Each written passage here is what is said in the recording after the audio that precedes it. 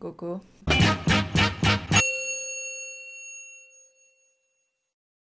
Alors aujourd'hui, je vais vous parler des choses paranormales que j'ai déjà pu vivre dans ma vie. J'ai pu me rappeler de 4 d'entre elles. On a tous déjà vécu des trucs un petit peu bizarres dans notre vie. D'ailleurs, si toi aussi tu as vécu des choses paranormales, n'hésite pas à venir dans les commentaires. Et puis pourquoi pas faire une vidéo sur ce que vous avez vécu aussi. Je vais pas trop traîner, on va directement enchaîner sur le premier phénomène.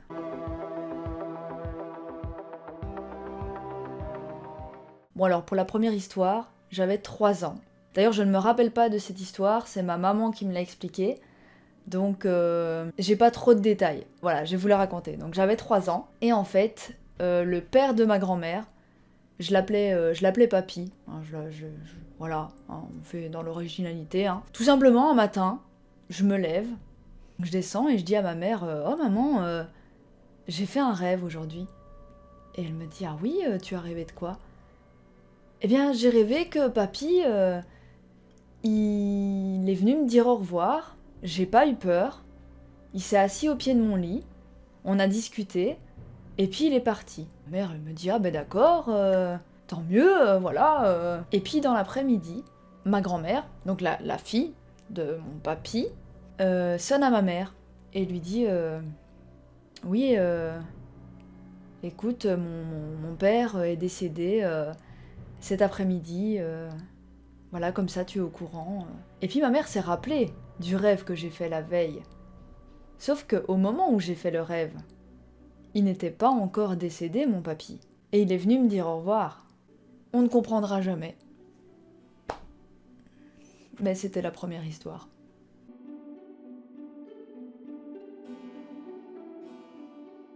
Alors la deuxième histoire, c'est bête, hein. Vous allez trouver ça totalement débile. J'avais à peu près 6-7 ans. Même pas, 5 ans. Allez, entre 5 et 7 ans. C'était l'heure de la sieste. Voilà. Et puis moi, comme j'étais une rebelle, eh ben, j'ai pas voulu faire ma sieste. Voilà. Donc j'étais dans mon lit, tranquille, j'étais couchée, au calme.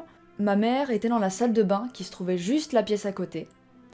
Et je l'entends en train de se sécher les cheveux.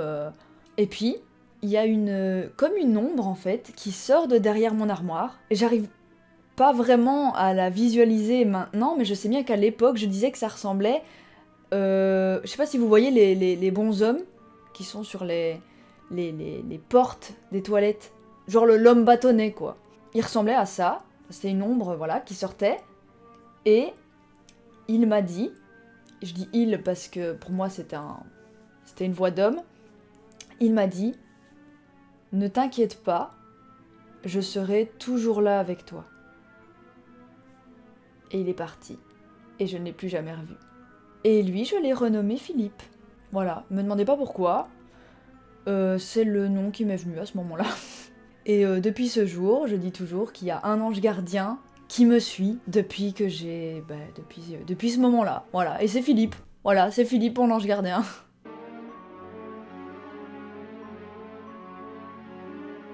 Pour la troisième histoire, j'étais toujours petite, hein, je fais dans l'ordre chronologique. Donc pour la troisième histoire, j'avais 10 ans. Comme à mon habitude, ça n'a pas changé, en plein milieu de la nuit, et je dois aller aux toilettes. Donc je me lève, hein, j'ouvre la porte. Là on arrive dans un petit hall, hein, en haut de chez moi. Il y a des escaliers à descendre, parce qu'en fait il y a une toilette en haut, une toilette en bas, mais la toilette du dessus, je pense qu'elle avait un problème. Bon, évidemment ce jour-là, elle avait un problème. Je descends les escaliers, donc tout était noir, je descends les escaliers. Je vais prévenir mon père que je vais aux toilettes. Je vais aux toilettes. Je remonte. Et là, je reste tétanisée. Au bout des dernières marches, juste en face, en fait, il y avait un grenier. Et j'ai vu de la lumière en dessous, alors que la lumière n'était pas là, hein, quand je suis descendue. Après, on peut peut-être se dire, oui, mais t'avais peut-être pas vu que la lumière, elle était allumée. Non, non, non. La lumière, elle était éteinte, les gars. Je monte, je vois la lumière, je reste tétanisée. Et là, je sais pas, genre, comme dans les films où vous voyez un gros zoom comme ça, et j'ai couru, je suis descendue, j'ai appelé mon père, et je lui ai dit, oui papa, il y a quelqu'un dans le grenier. Mon père, il vient voir, il ouvre, il vérifie, il éteint la lumière, Et il m'a dit non, il y a personne. Et ce grenier, il y a toujours eu des bruits très bizarres dedans. J'ai toujours ressenti enfin je sais pas, une présence, un malaise quand j'étais à l'intérieur. Et d'ailleurs, le monsieur qui était dans la maison avant nous est décédé dans la maison. Mon père a déjà entendu des coups dans les murs. Il a crié son nom en mode hé, tatatam, arrête de faire du bruit. Et ça, à chaque fois, ça arrêtait quoi. Est-ce que ce monsieur serait toujours dans la maison? Mystère.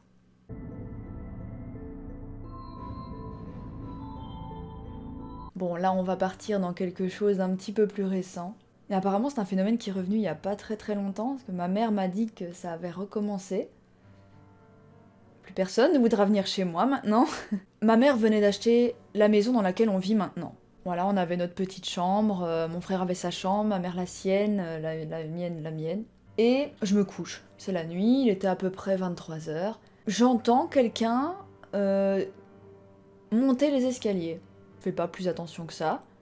Le lendemain, je demande à ma mère, oui maman, t'as été aux toilettes pendant la nuit? Ma mère me dit non. Je dis ah d'accord. Le lendemain, 23h minuit, j'entends quelqu'un monter les escaliers. Là je me lève, j'ouvre la porte, je jette un œil, il y a personne. Je regarde dans la chambre de ma mère, elle dort. Et quand ma mère dort, je peux vous dire qu'elle dort. Et mon frère pareil, il dort. Là je me dis oula, il se passe un truc ici. Le lendemain, je préviens ma mère, je lui dis oui maman, y a quelqu'un qui monte les escaliers tous les soirs et c'est pas vous. Ma mère me dit oui, tu dois rêver. Je lui dis écoute, tu sais quoi, reste éveillée vers 23h minuit et tu verras. Ma mère reste réveillée en même temps que moi. J'entends quelqu'un monter les escaliers et je lui dis, je crie, maman t'as entendu? Et elle me dit oui j'ai entendu. Donc là je me dis ça y est, je suis pas folle. Il y a bien quelqu'un qui monte les escaliers. Ça passe, le lendemain on n'en parle pas. Ma mère dort, mon frère dort. J'entends quelqu'un monter les escaliers. Puis un grand silence. Et après, je sens vraiment, mais c'est pas, après c'est peut-être psychologique, je ne sais pas, mais j'ai vraiment senti quelqu'un s'asseoir au pied de mon lit. Et là, je peux vous dire que j'étais pas bien du tout. Je me suis mise en dessous de ma couette et j'ai plus bougé.